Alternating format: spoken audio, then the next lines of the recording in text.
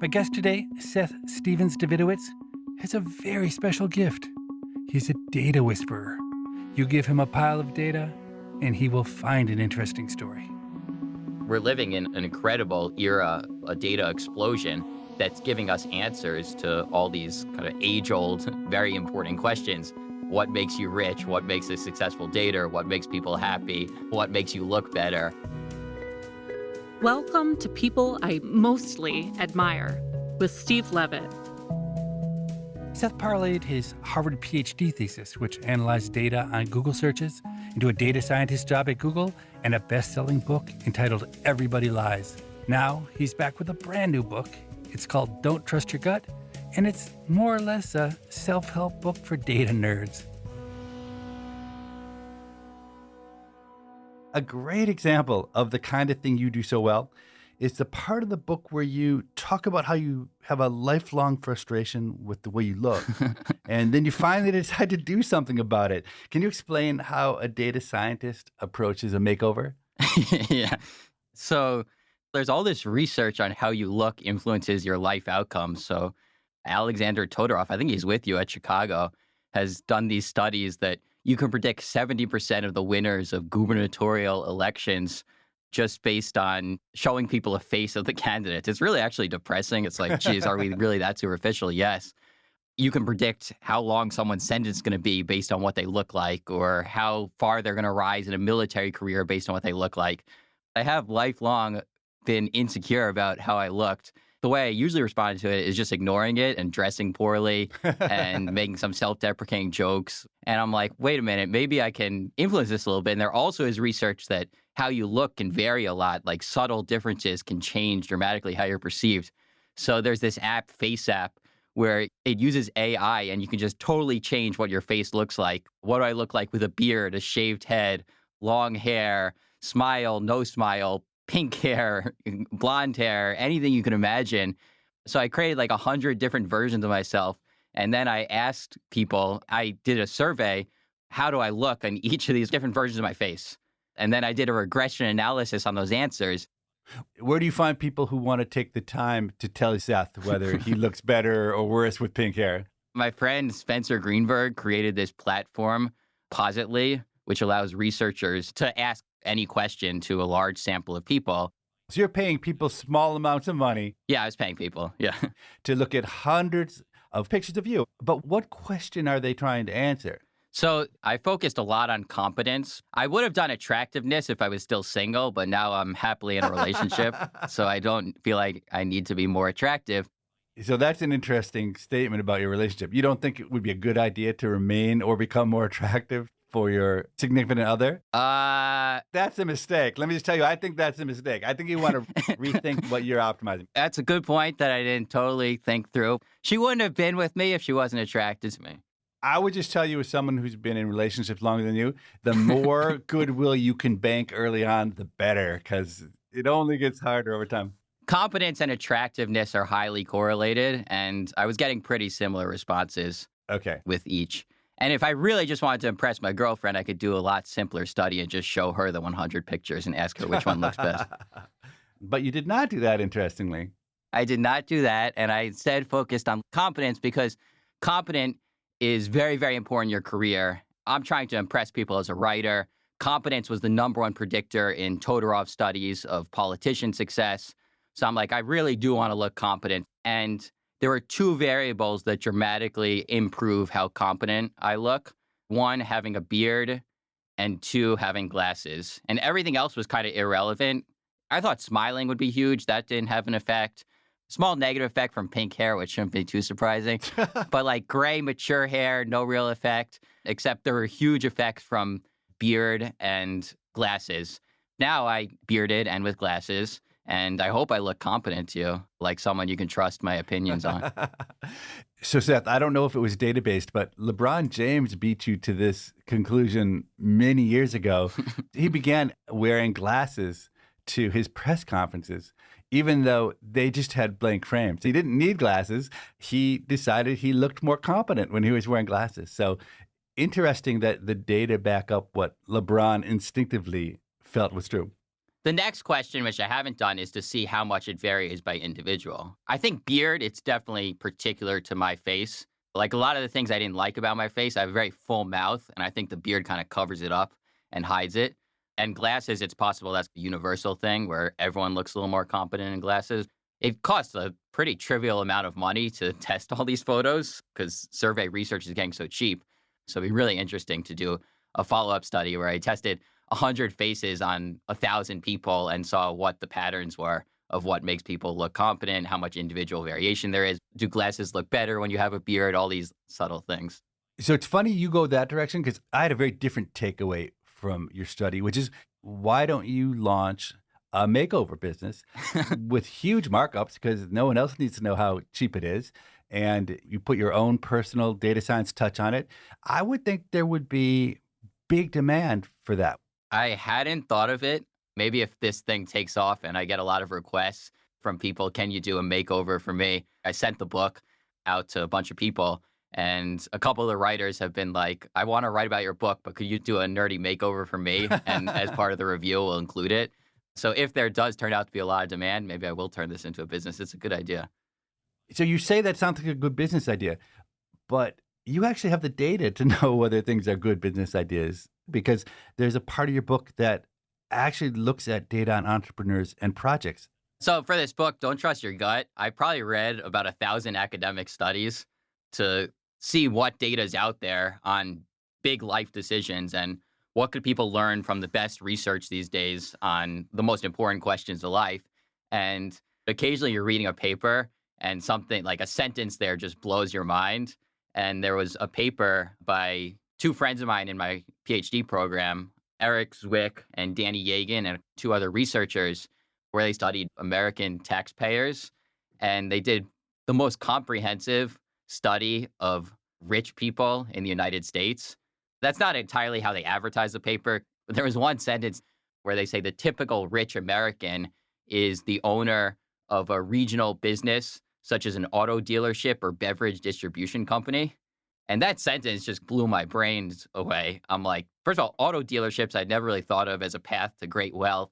And I'd never heard of what a beverage distribution company even was, let alone that's who I should think about as the typical rich American. It's not usually who we think about. What does it mean to be rich? What's your definition of rich? So their definition of rich is the top 0.1%, which is about $1.5 million a year. So it's pretty high. Yeah, it's high. Doctors and lawyers are going to dominate making mid six figures salary. But there definitely is a difference between the top 1%, top 0.1%. One of the things is that wealth rather than wages is the big path. Ownership. Yeah, of wealth. Yeah, you got to own something. You got to own something. There are these fun stories. The richest NFL player in history is not Jerry Rice or Peyton Manning or one of these great players. It's Jerry Richardson, who played for 2 seasons in the NFL and then bought a whole bunch of Hardee's franchises and became a billionaire out of it. That kind of shows the value of ownership versus wages towards getting rich. But then within ownership, there are huge variations. There's an appendix from this paper where they say how many people in different businesses are in the top 1% and the top 0.1%. And it turns out there are tons of people in that business and very few people are entering the top 1%, let alone the top 0.1%. What's an example? So like terrible businesses to start, I would think would be the ones that people perceive as fun. So starting a bookstore or restaurants obviously go out of business constantly. So they've got to be terrible. You should actually trust your gut on that because you're right. The quickest business to go out of business is a record store. The average record store lasts about 2.5 years, which is the shortest of any business in any field. And clothing stores, toy stores, really, really low. There's kind of this idea you should be in a boring business, which I think is generally right and may go against your makeover business because that sounds kind of sexy and exciting. But then there are a whole bunch of businesses that are super boring and lots of people are in them, but there are actually very few people in the top 1%. So building equipment contractors, terrible. Residential building construction businesses, auto repair and maintenance, gasoline stations. When you look at the census data, there are lots and lots of people starting business in these, and basically just very few entering the top 1%, let alone the top 0.1%. I tried to do an analysis combining the census data and this data from this paper, and there were only a select few where more than 10% of people who started a business in them were getting really rich. And auto dealership was one of the best ones. Is anybody actually starting an auto dealership, or are these just auto dealerships that have survived for 30 years? So you can't take from this analysis that you should start an auto dealership, because the people who own auto dealerships, if they're making $2-3 million a year, maybe more, they're not going to sell it to you. But when you think about why are such a high percent of people who own an auto dealership getting rich, it's basically a legalized local monopoly where there's legal protection against people starting a competing auto dealership. And obviously, that's going to give you a huge advantage in business, where you can be the only auto dealership serving a particular car company in a particular market. Beverage distribution has some legal protection as well. There are other fields that maybe are a little more promising if you want to actually start a business. So market research seems to do really well. And that also kind of surprised me. What's so great about market research? I think it has a similar flavor to auto dealership. It's not a legally protected local monopoly. But if you really become an expert in some small area, Like makeovers? yeah, like makeovers. I don't know if I call it a market research business. Oh, it's exactly market research. Yeah, maybe. Literally, it is market research. It couldn't be more market research. I hadn't thought of that. Yeah, so if you're an expert in a niche field, you can basically write up reports and just sell them to all the companies in the field. And it's very hard if you have this very specialized expertise built up over many years for someone to come in and knock you out of business. It's not impossible, but it's difficult. How does writing nonfiction books play into this analysis? I think writing nonfiction books, certainly not $1.5 million a year in my case, but it does have a local monopoly flavor. I was surprised in the paper that I looked at, there were 10,000 independent creatives in the top 1%, which is not a huge number considering how many people want to be independent creatives. So independent creative would be an actor, actress, musician, writer, artist. Yeah, unfortunately, they're not able to break it down by field because I'm sure there's huge variation in what fields allow this.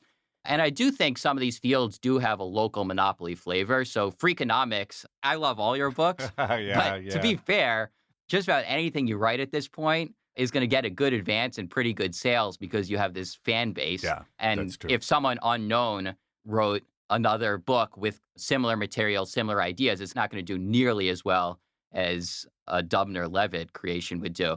And of course, as a creative, you are an owner, so you do own all your content. You're not a wage earner. It's maybe not as crazy as it sometimes sounds.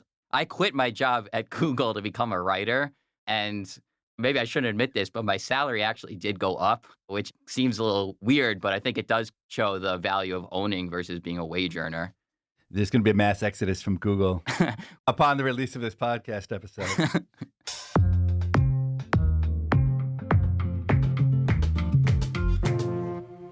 That clashes a little bit with another analysis in your book, which I found fascinating, about what factors predict which entrepreneurs will succeed or fail. What people find in the data goes completely against all of the narratives that exist in society. So the research on entrepreneurship plays into this idea, the counterintuitive idea, which I think is an idea that only nerds like me and you and maybe your listeners will appreciate. But you look at the data on what makes a successful entrepreneur, and there are a whole bunch of studies. Successful entrepreneurs tend to be middle-aged, and the odds of success in entrepreneurship, this shocked me, go up until the age of 60. You don't really think of 60-year-old entrepreneurs. And if you ask people what's the age of successful entrepreneur, people say 20, 25, 30. People think of Mark Zuckerberg, Steve Jobs, Bill Gates. They founded their companies when they were either 19 or 20 years old. They're the exception. And not only do people think you can't be 60 and start a new company, you couldn't possibly even get hired at a startup if you weren't in your 20s. There's enormous age discrimination. Like, you wouldn't think of hiring a 40-year-old to work in your startup when you're in your 20s. And yet what you're saying in the data is that actually the startups that are really working, by and large, are the ones started, run by 40-year-olds and 50-year-olds. Yeah, and it's true even in tech. You think, no way is that true in tech. You need to know all the newest tools. Even in tech, the median age of a successful entrepreneur is in their 40s. Okay, but this is where the counterintuitive comes in, because you're saying once you actually stop to think about it, well, why would you think a 24-year-old would be any good at running a business? They've never even been in a business. Yeah. Whereas the 50-year-old has spent his life learning about stuff and finally makes the break when he or she sees the exact moment where, oh my God, I actually see a great opportunity. And I know it's great because I've been in this industry for 20 years. Exactly true. So Mark Zuckerberg starts Facebook when he's 19, and everyone goes, oh my God, that's amazing. A 19-year-old started a global media empire. There's actually data right after that business started. There was a huge rise in teenage entrepreneurs. Everyone's like, I want to be the next Mark Zuckerberg. And the fact that it's so surprising initially, a 19-year-old running a company, makes it talked about more. And there are stories about it, there are movies about it. And pretty soon, everybody starts thinking this is really, really common. The fact that it's counterintuitive makes everyone talk about it so much that eventually it becomes conventional wisdom. And everyone's like, oh, yeah, of course, a 20-year-old starting a business. That makes plenty of sense. And then you look at the data and you're like, no, wait, that's the exception. There are Mark Zuckerbergs out there. Yeah, there are Bill Gates out there, but they're swamped in the data by people like Tony Fadell, who started Nest in middle age, and many other examples. And there are anecdotes of people who created businesses with no experience. My favorite is Susie Batiz, who created this company, Poopery. She's one of the richest self-made women in the United States. She had this idea at a dinner party that we should get rid of the smell of poop. And she mixed essential oils, and she created a product that she claims gets rid of the smell of poop and is worth hundreds of millions of dollars. She had zero relevant training to do this, no training in chemistry, no training in plumbing. We hear these stories, and again, they're so counterintuitive that eventually we're like, wow, maybe the reason is that she actually had an advantage from being outside the field. And then you look at the actual data, and it's not true at all. Well, I'll give you an example with my sister, Linda. So back when the internet was just starting, she liked to make soaps at home, and she liked to put fragrances in her soaps. And she was really knee deep into the online soaping world. And the thing that frustrated her was that when she would want to make a soap, she needed very little of the fragrance oils, but you could really only buy them wholesale in a big jug that was maybe 50 times more than she needed. So she started a business. This is literally at the beginning of the internet, where she would buy big jugs of fragrance oils and she would pour them into little tiny containers, and she would relabel them, and she would sell them at a markup of 30 or 40 times. And this is a business that still exists, and for 20 years made enormous amounts of money. She only could do that because she, number one, understood the needs of the people in this industry because she was part of it. And number two, because she had a reputation and was in the right place to market it. This was at a time when Amazon was losing money and nobody was making money on the internet except my sister, who was raking in money, pouring big bottles of fragrance oil into little bottles. That's a great example. And I suspect your sister also has some Levitt talent. Wasn't she the one who came up with the title Freakonomics?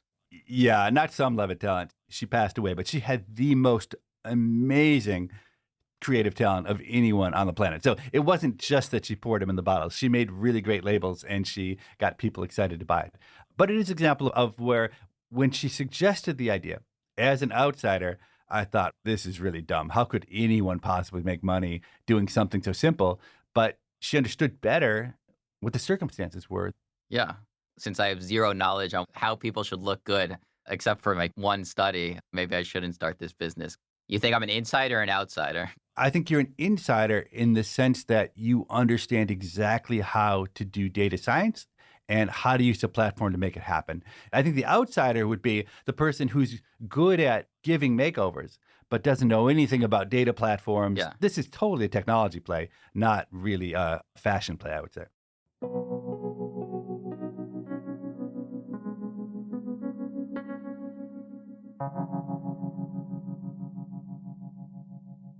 Another part of your new book that I really liked was your analysis of the relative importance of genetics across different sports. Can you explain how you get at and answer that question? Yeah, there's this book, Sports Gene by David Epstein, which I loved.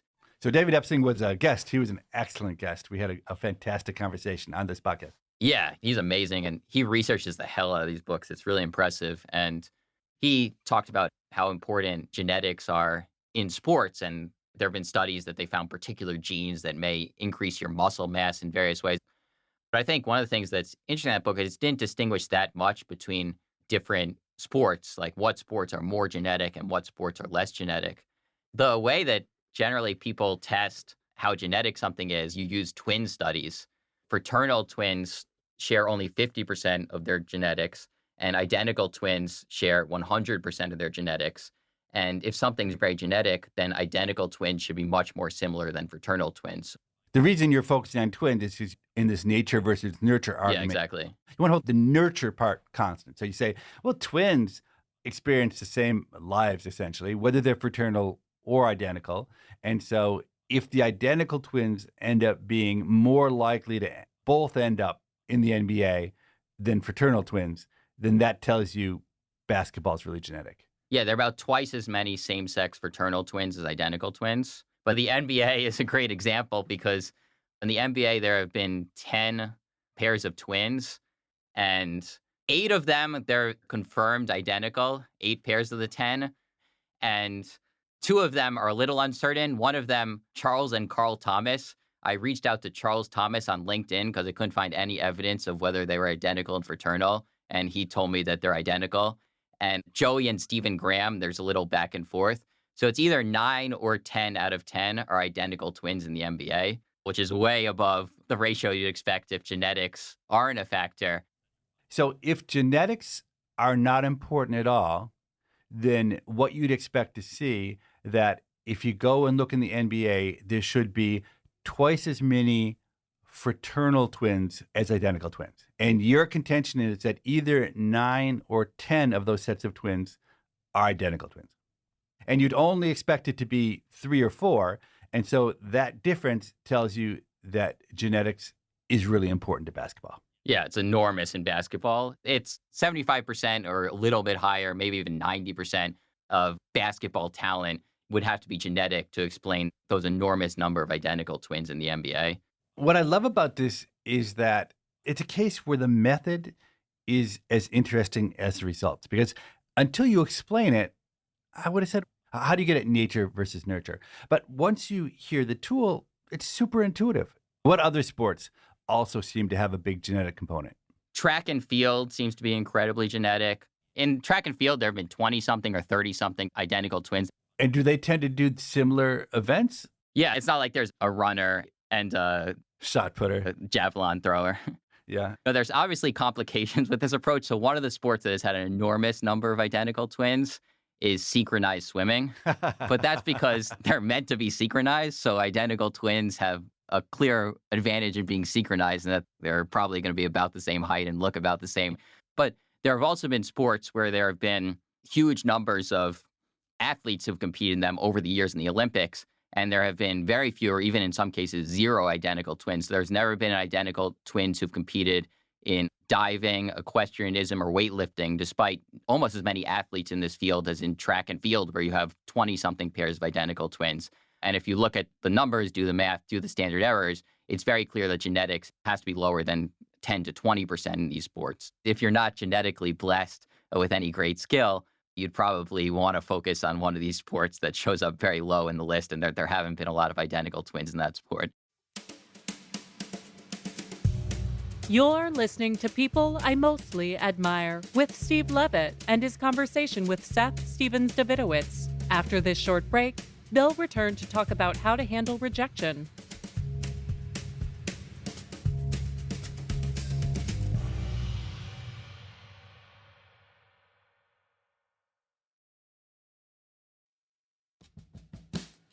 Hey, Steve.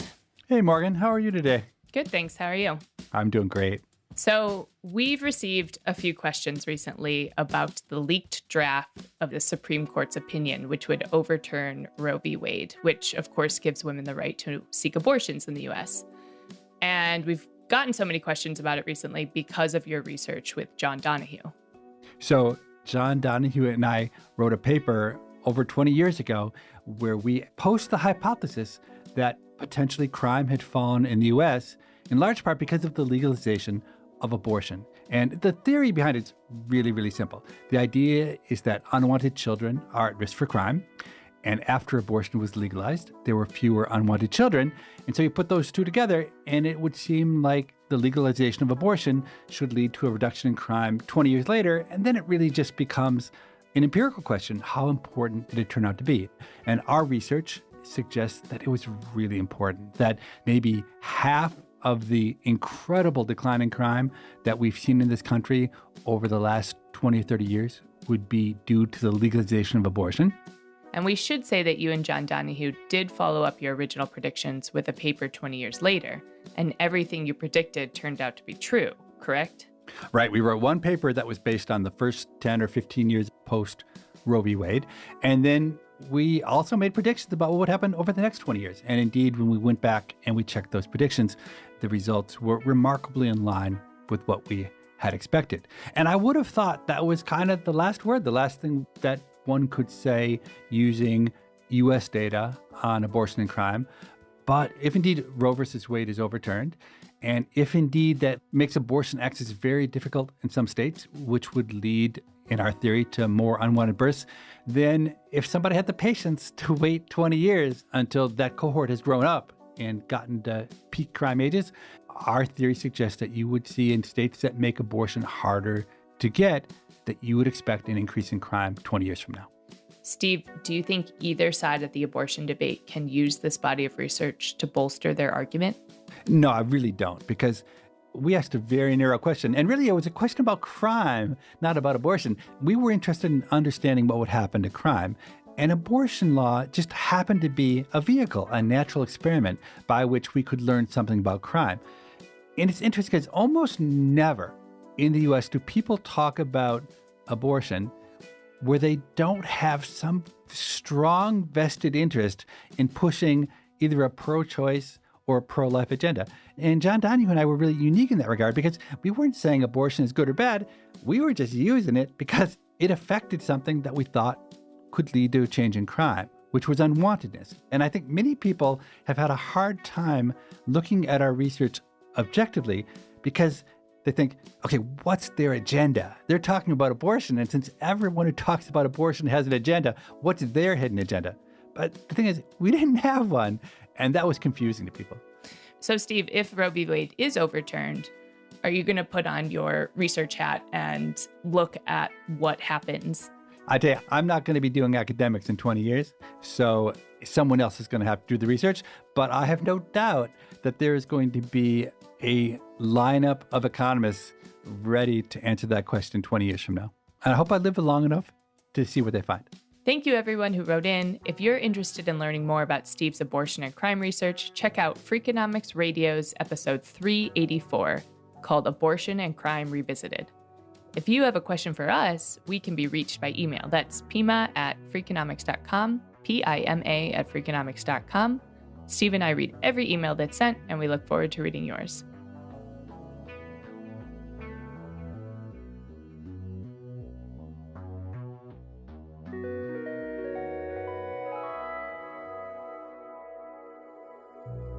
In the second half of my conversation with Seth Stephens-Davidowitz, I want to talk about mental health. So it's been very lighthearted so far, but Seth is also someone who battled serious depression for years.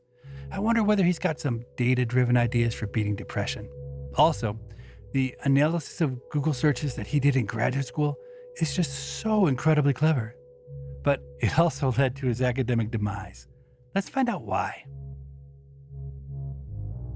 You're open about your struggles with depression in your book. Do the data tell us anything that can help someone who's fighting depression? So I'm actually thinking of writing an entire book, A Data Scientist versus His Depression, where it's just on this topic because I'm doing much better now. But definitely in my 20s, I was suffering through a severe depression, and it did dominate my life. I did have a section on happiness, and I was reading all these studies on happiness. There's this research by George McCarran and Susanna Murato, where they ping people at different times on their iPhones and say, what are you doing? Who are you with? How happy you are? And they built a data set of 3 million happiness points, which is just incredible. It's called the Mappiness Project. And I tell my friends, I'm like, did you know that people are much happier? The same person doing the same activity at the same time is much happier if he's near a lake or he's in a beautiful environment Or did you know people are really unhappy when they're working, but they're much happier when they're doing these different activities? Or people are really happy with friends and romantic partners, but not with other people or acquaintances or colleagues. And I'd get really excited because I thought the methodology was so cool. And I'd tell my friends and they'd all be like, duh, did we need scientists to tell us this? Like, those are the most obvious things in the world. And I kind of lost a little momentum. Everyone wants something surprising, counterintuitive, the key to happiness. And then I stepped back and thought about it. All my friends who are telling me that these studies, this research, it's so obvious, when I look at their lives, many of them are very unhappy. And second of all, if you look at how they're spending their days, they're spending very few of the hours doing the things that tend to make people happy. They tend to live in cities, don't spend much time in nature. They're career-oriented and spend all their time working, chasing after money. So I'm like, there's something profound in the obviousness of the happiness research where we're all told that there's some great answer to happiness out there if we just make enough money, if we buy the right good, if we move to the right place. There's something that's going to give us that jolt of happiness we're looking for. What I took from the research is really the things that make people happy are blindingly obvious. And it's just up to us to avoid some of the noise of modern life and do more of those obvious things. So I conclude the book, what's the data-driven answer to life's biggest question, how we can be happy? I say, the data-driven answer to life only uncovered in this modern research. Be with your romantic love on an 80-degree and sunny day, overlooking a beautiful body of water, having sex. If you do that, you're probably going to be happy. And if you're not happy, you do have to ask yourself, how far is how you spend your day from that type of life? Because those are the types of things that tend to make people happy. Your book is more or less a self-help book for data nerds. And I love how you use data to figure out that your second book should indeed be a self-help book. Could you talk about that? So my first book, Everybody Lies, it was mostly what you can learn from people's Google searches, but also just what you can learn about people from data. And after the book came out, I did my own market research and I asked people, what do you like about this book? And people told me, I really found it interesting when you talked about child abuse, or I really found it interesting when you talk about inequality and how we could solve these problems. I'm like, oh, okay, that's what really registers with people, how to improve the world in various ways. And then I looked at Amazon Kindle. They now show you how frequently sentences are underlined. And I had this section where I talked about what you should say on a first date if you want a second date. And a lot of people are underlining that. Oh, I want to know what I'm saying on a first date if I get a second date. And I'm like, wait a second, people seem really interested in how to improve themselves in various ways. And there was a recent study where they studied a whole bunch of Kindle data on 50 best-selling books.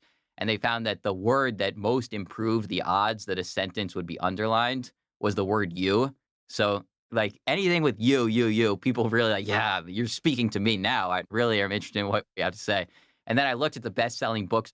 By far, the most popular category is self-help books. So I'm like, okay, if I really want to give people what they want, I just got to tell them how to improve their lives, tell them whom they should marry, how they should date, who's secretly rich so they can get rich themselves, how to start a business, how to be happy, all these questions. So I spent a few years just researching, reading papers, and learning the best data in the world on these self-help topics. I've been intrigued also by the Kindle underlining, and I've wanted to do a different research project exploiting that underline feature just for fun, because I've long believed that many of the most frequently talked about and purchased books, the ones that people most prominently display on their bookshelves and their coffee tables, they're not actually reading those books.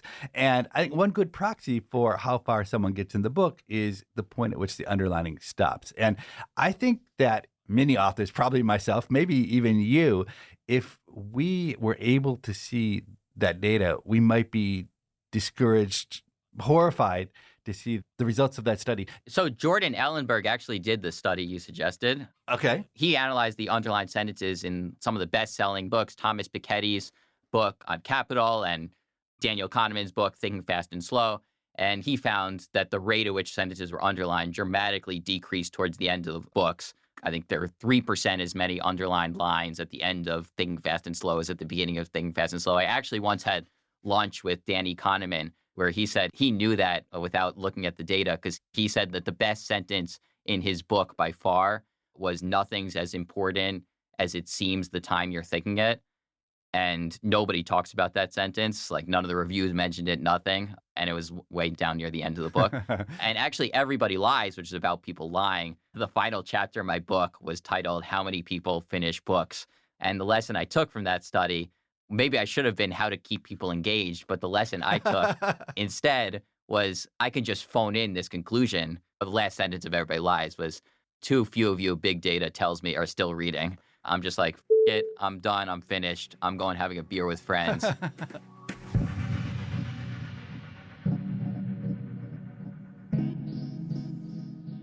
So I do want to talk a bit about your first book, which is called Everybody Lies, because it really is a testament to your creativity. Let me paint the backdrop. So Google released a tool, and it was called Google Trends, which allowed anyone to see how frequently a particular search term was used over time and across space.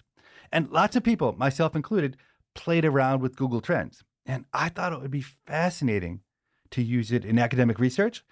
But when I tried to think of a specific way to use it, I came up empty and I abandoned it. And it was the fact that I had tried to get some mileage out of Google Trends and failed that made me stand in awe of the fact that you took that same tool and somehow you delivered an entire book full of interesting, surprising insights. Can you just regale us with a couple of the interesting insights you pulled out of Google Trends? I quickly concluded that the big advantage of Google Trends, well, there are a couple of big advantages. One of them is just the size of the data set. The sample size is enormous. But another big advantage is that people are honest on Google. So there's an incentive to tell the truth and say what's really on your mind. I kind of focus just about all my energy on topics that are socially sensitive, where there may be a disconnect between what people admit in a survey and what people really think and really do and would tell Google. So the first study I did was on the effects of racism in the United States. So if you ask people in the United States of America in 2012, when I did the study, or 2022, are you racist? Everybody's going to say, no, of course not. So I went to Google Trends. I was shocked by how frequently people make explicitly racist searches on Google, like N-word jokes. It's really dark, shocking, disturbing material. And in the time period I was looking at, people were making these searches with the same frequency as searches like Lakers or Daily Show or Migraine Economist. So there's millions of people making these searches. I had this map based on Google of where in the United States racism was highest. It was just kind of a surprising map. If you had asked me where is racism highest based on everything I knew about the history of the United States, I would have said that racism is predominantly concentrated in the South, the Deep South. And certainly some of the areas that scored very high on this kind of secret racism measure on Google included Southern Louisiana, Southern Mississippi, parts of South Carolina. But then the number one state was West Virginia. Other areas that were really high, upstate New York, Western Pennsylvania, Eastern Ohio. If you look at the map, it's much more an east-west divide these days, where racism is much higher in the eastern part of the United States and much lower in the western part of the United States. Nevada, Idaho, California, Hawaii is the lowest state. Interesting. And then there are also like patterns in that they're disturbing. The highest single week of racism was the week when Barack Obama was first elected president. So you have on TV all these videos of people saying how great it is we have an African-American president. Meanwhile, on Google, there are more searches for things like N-word jokes than we've ever seen before. And they rise on Martin Luther King Jr. Day on average. Actually, during the Black Lives Matter protest, I did some work with John Donahue, a good friend of yours, and racist searches rose during the Black Lives Matter protests. Kind of anytime there's progress for African Americans, there's also a rise in racism. The first study I did, I had this map of racism. Well, what do you want to see the effects of? Obama, when he was running for president, how many votes did he actually lose from racism? Because if you asked people in surveys, very few people said that they cared that Obama was Black. So when Obama was running for president, this is way back 2008, you don't want to just compare the racism measure to Obama's vote share, because there are many things that influence that. Obama was a Democrat. Democrats are going to be more likely to support Obama than his opponent. So you compare Obama to previous Democratic candidates, such as the Caucasian candidate, John Kerry, and you see just a stark relationship that in areas that had made historically more racist searches, places like West Virginia, Western Pennsylvania, Eastern Ohio, upstate New York, Obama just did way worse than the previous Democratic candidates. Do you remember in percentage terms how much less of the vote Obama got in West Virginia than you might have predicted based on John Kerry? Overall, it was about 4 percentage points, which actually means when you do the math that about 10% of white Democrats didn't vote for Obama just because he was black. And in West Virginia, he would have lost something like 15 percentage points, and something like 30% of the white Democrats didn't vote for him just because he's black. Actually, in the 2012 primary, a white former convict ran against Obama. And I think the convict got like 45% of the vote or something. It was insane. Wow. So they really did not like that Obama was black. And it's the type of thing that you wouldn't see in surveys. You would see it a little higher. There are more white people in West Virginia who will just say in a survey, I didn't like Obama because he's black. There literally are people who still say to surveys they oppose interracial marriage. But those people are becoming much, much rarer. Whereas there still are plenty of people who aren't going to tell a survey that they care that Obama's black, but are doing things like searching N-word jokes, or even there was a common search during Obama's run, N-word Obama, and not voting for Obama. And since I created that data set, a lot of other scholars have used this and found that areas that make more racist searches, blacks had worse health outcomes. They were more likely to be stopped by police. They were more likely to die early. They had lower wages. So it does seem to play out in many different ways, this secret, explicit racism in the United States that isn't seen in surveys, but does show up in Google searches. So I would think a lot of people listening to this would say, wow, that is awesome research. That's exactly what social science should be doing. And you were an economics PhD student at Harvard at the time you were doing this Google Trends research. And I suspect, like most PhD students, you were hoping to land a top academic job. But I also imagine, knowing my own profession, knowing economics, that this is not the kind of research that sells very well in economics. And I imagine along the way, you had advisors at Harvard telling you that your Google Trends work might not appeal to economics departments. Is that true?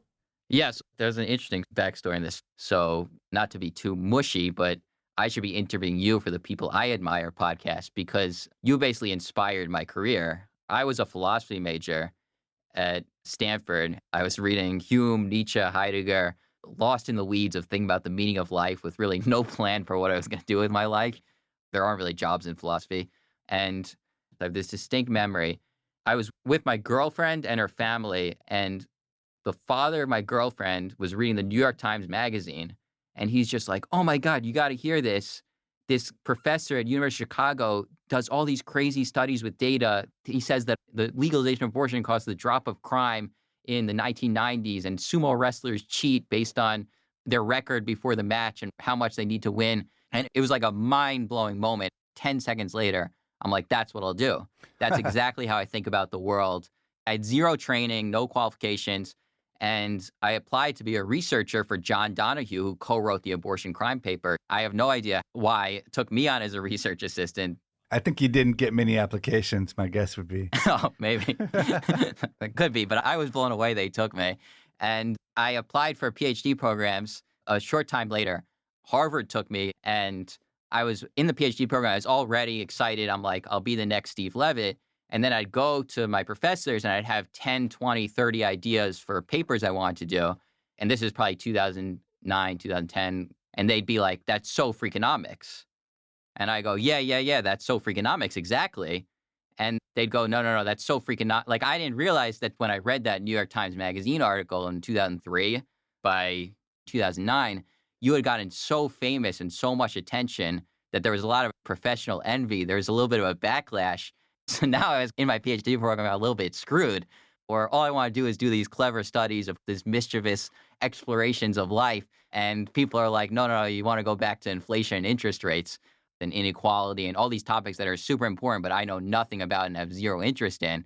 So when I wrote this paper on the effects of racism in Obama, there was a little bit of an idea that this was cute, this would get a lot of attention, newspapers would love it, but this wasn't serious economics. And I applied for a whole bunch of academic jobs and didn't get a single interview for an academic job. Really? Wow. Yeah, which I think ended up maybe being a blessing in disguise because I've done a lot of cool things that I probably wouldn't have done if I had got an academic job. But obviously, anytime you're rejected universally for something you're applying to, it's a pretty depressing, dark experience.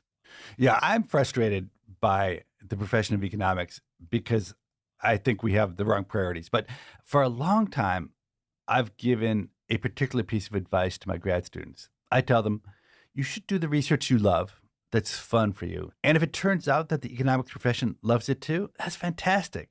Then you'll have an amazing academic career. And if it turns out the economics profession doesn't share your taste in research questions or approaches, that's okay too. It just tells you that you should be doing something different, because I think the very worst outcome is when young people try to pretend that they're interested in inflation when in fact they aren't. And then they get a job and it bores them, and you just can't succeed in a profession that you're bored by. You're an interesting case because you are really the poster child for that piece of advice I give, because you did what you loved and it didn't work out in academics, but it's obviously worked out incredibly well in life. By being authentic to what made you you, you've managed to do fun stuff and had an impact. And when I become a billionaire with my nerd makeover business, then it'll really be true, right?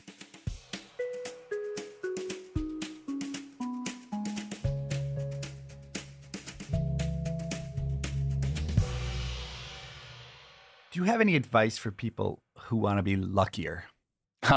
There's one aspect of luck that is really important, which is just taking a lot of shots on goal. There have been these studies by like Dean Simonton and others that if you look at how much work artists produce, it correlates very highly with various measures of quality, various awards. Just putting more work out there really increases your odds of maybe getting a lucky break. Dating's a great example of this. There's data from online dating sites. They've actually looked at what happens when someone of different desirability ratings ask people of other desirability ratings. And there are many different ways they measure desirability. Sometimes it's just simple physical attractiveness. Sometimes it's complicated network analysis using the PageRank formula of Google. But they all kind of converge on this idea that even if you're very low on conventional desirability, if you ask someone very high on desirability, if you message them, the response rate for the least desirable men asking the most desirable woman is something like 15%. And for the least desirable woman asking the most desirable men, it's something like 30%, which is a lot higher than I would have guessed. Mm-hmm. Yeah, me too. And of course, there's a lot of steps between getting a response and then getting a date and then getting a relationship and getting a marriage. But I think these numbers make it very clear that everybody should just be asking out more people. But people are so scared of rejection that they hold themselves back and don't allow themselves to get that lucky break. In some sense, the secret is, how do you minimize how bad it feels to get rejected? There's something called rejection therapy. People invented this game where they give you cards and they ask you for an absurd request. So you'd be like, the next person you see, ask them, like if I'm in Manhattan right now giving this talk, like, I need a ride to Long Island. Can you give me a ride? And the person presumably is going to say no or think you're ridiculous and weird and crazy. The idea of rejection therapy is that if you do that enough times, you get desensitized to rejection. The more I've gotten rejected for things, the easier it is to handle the rejection. There was a golfer named Gary Player, and he said something like, people say I'm lucky on the golf course, but the funny thing is, the more I practice, the luckier I get. I think what he was saying is there's actually an interaction between luck and being able to take advantage of it.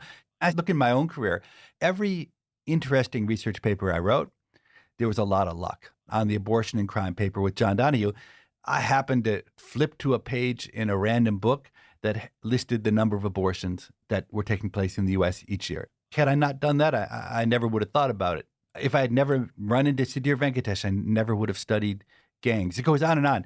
But in each instance, I can point to a certain kind of preparation and hard work I had done in advance that when I stumbled onto something, I already had this backlog of ideas and interests that this stumble fit right into, and I was able to take advantage of it. So I really think that's powerful advice for people. I totally agree. But one thing you also think about is that you should expect a certain amount of luck in life, right? If you got 0 lucky breaks in your entire life, you'd be the least lucky person on the planet. Right. Like over the course of a lifetime, you're going to run into people who can help you. You're going to read a sentence that is relevant to your work. But doing things like running into a lot of people, reading more books, applying for more jobs, asking out more people just allow you more opportunities to get lucky, and then you're ready to take advantage of it. So Seth says you should take more shots. My guest a few weeks back, psychologist Dan Gilbert, he said the key to his happiness was doing less better.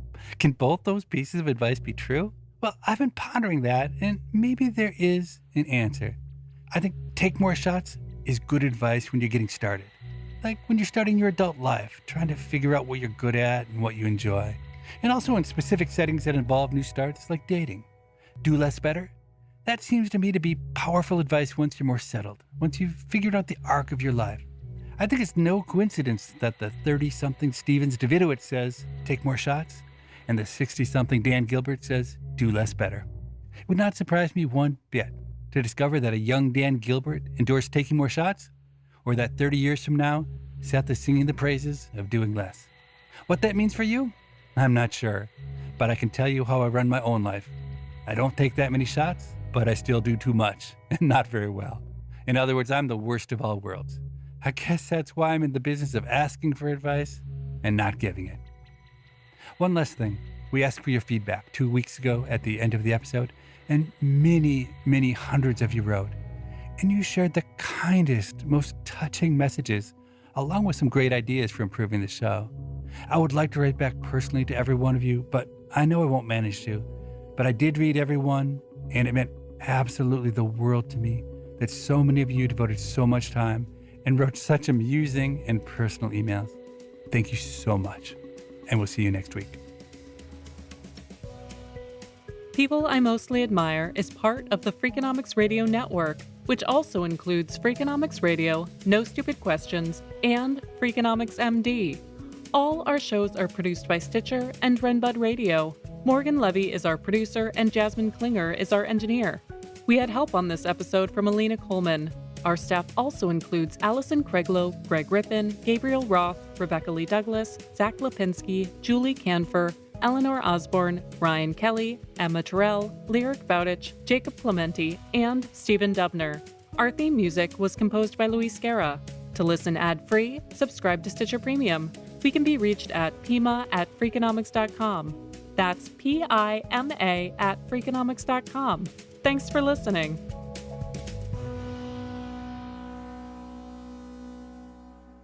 So I said, now if you're the worst player on the worst team, what does that say about you in soccer?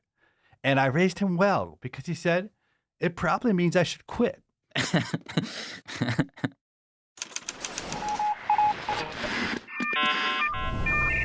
The Freakonomics Radio Network, the hidden side of everything. Stitcher.